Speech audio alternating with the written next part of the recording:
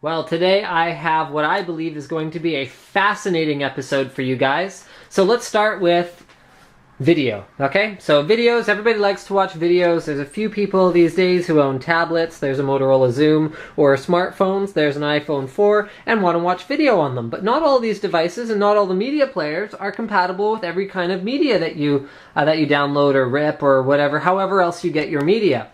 So you often have to transcode or convert the media from one format to another. So I'm going to be using Media Converter 7 for my testing today. This is actually a really cool little piece of software. It was $29.99 with a coupon code that I found very easily on their website.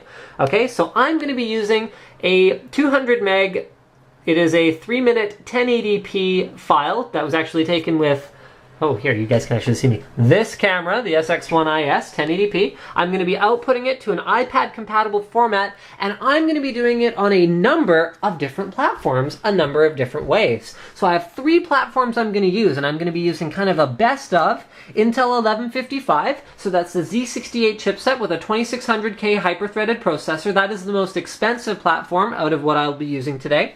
I have an AMD AM3 platform. I have a Crosshair 4 formula with a 6-core 1100T CPU. Bear in mind, of course, that the motherboard doesn't really have any impact on the performance in this case. It's a CPU limited thing. And finally, I have AMD socket FM1. So this is their new APU socket. So I've got a 3850 quad-core APU here on an A75 MAG55 motherboard. I'm going to be using all the same hardware across these different boards and platforms. So I'm going to be using 8 gigs of DDR3 memory. I've got same power supply, an Intel 510 series SSD on my test platform. Then on each platform, I'm going to transcode the video a different way. So I'm going to use the CPU, then I'm going to use a GTX 580, then I'm going to use a Radeon 6970, and finally, I'm going to use the integrated GPU, and we're going to compare how all these solutions perform against each other, whether we're using CPU, CUDA, Direct Compute, or in Intel 1155's case, Virtue, or the APU on AMD FM1. Let's see how it goes.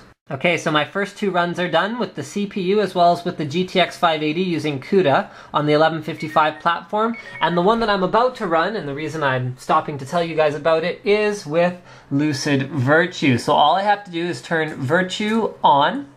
There we go, the processor graphics are now enabled, although I am plugged into the dedicated graphics card. So the IGP is working now, and I'm going to run it with this one and see how it goes. So I'll share results with you as I go here and as I discover what works better and what doesn't. So here's a bit of an update. I have the AMD FM1 system running right now. So I've got most of my results done for that, and I'm actually running it with the 6970 right now. So you can see that the GTX 580, due to its very high performance, actually outperforms the CPU by itself, which we expect. I mean, the CPU was the slowest out of all of our results, even on the 1155 platform, where it's a significantly faster CPU with hyper-threading. The IGP did beat the CPU, but maybe not by as much as I would like to see. And actually, here's something interesting. I also added on the 1155 platform, I tested a GTX 550 to see how it would compare to the 580. So it's almost as slow as a CPU. So, and definitely slower than the IGP. So if you're using 1155 and a lower end graphics card, well, anything but a super high end graphics card, you may actually be better off with Virtue or using the CPU versus using CUDA. So here we go, we've got our result for the 6970. So here it is 133. So you can see the 6970 once again doesn't perform quite as well as the 580, but it's close. And then the IGP trails significantly behind those two due to it, well, being substantially slower. Okay, let's do a slightly longer test clip with maybe movement and then no movement. And then movement, and then movement.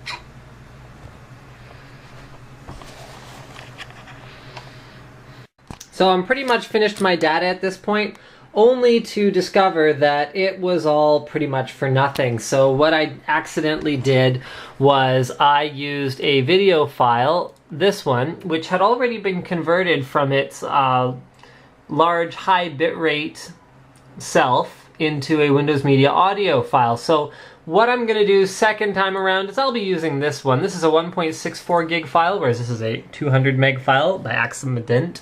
Okay, so this is a MOV file that is what is natively recorded by my camera. Then I'm going to convert this into an iPad format. So you can see the data I've got here with the other file.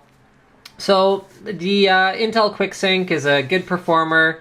CUDA also performs quite well. OpenCL is a little bit behind CUDA, and then CPU is invariably the slowest solution. However, I just ran QuickSync on the new file, which is the Intel Core i7 Extreme Edition 990X, or maybe it's a 980X unboxing, and it was done in 56 seconds. I am now running it on OpenCL, and you can see the difference in performance between QuickSync and OpenCL on that already transcoded once file.